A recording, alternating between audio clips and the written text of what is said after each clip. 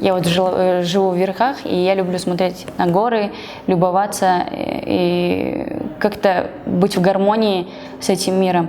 Меня вдохновляют какие-то фильмы, либо это документальные фильмы, которые основаны на реальных событиях.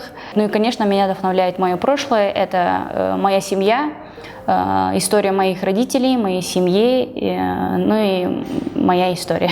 Наверное, я не буду какой-то оригинальной, если скажу, что меня заряжает моя семья, мои дети и мои клиенты. Потому что когда непосредственно ты видишь, как красиво сидит вещь на девушке, как она раскрывается благодаря этой вещи, какую энергетику она несет после того, как она просто переоделась, это заряжает очень мощно. Много вещей, природа, искусство, красивые дизайнерские вещи, мои дети. Мои дети.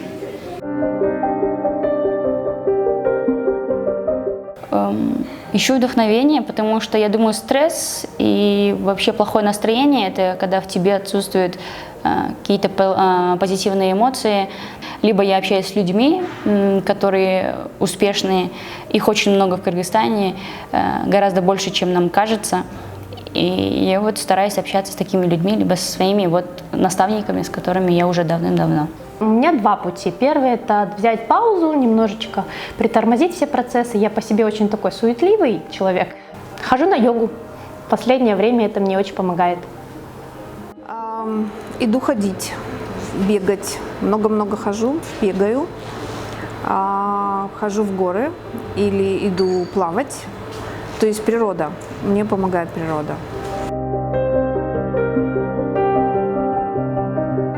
Страх – это очень хорошее чувство, оно сохраняет нас, но в то же время иногда нужно просто не преодолевать его, а идти и встречаться с ним глаза в глаза.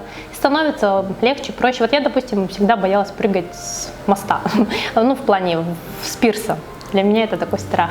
Один раз попробовав, уже не боюсь и пробую еще раз. Также и с чем-то новым. Когда ты чего-то боишься, подумай, а почему ты этого боишься? Что будет, если ты не справишься или справишься? Может быть, наоборот, ты боишься не того, что не получится, а того, что получится, и ты не знаешь, как с этим дальше быть. В последнее время я просто начала считать до 3, раз, два, 3, и за эти 3 секунды мне нужно просто сделать шаг и сделать это. И это очень классно помогает. Молитвой.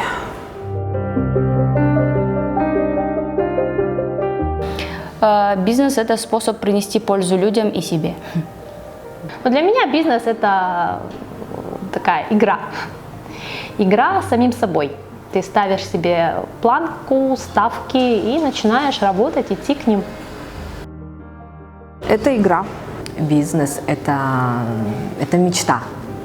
Мечта, которая превращается в бизнес. Это семья, здоровье, вообще здоровье. Для меня счастье – это жить по своему расписанию, иметь возможность путешествовать, чтобы близкие, родные были рядом, чтобы у меня были цели, чтобы я была здорова, и все мои родные тоже. Для меня это счастье. Любовь. Счастье – это дети, это семья.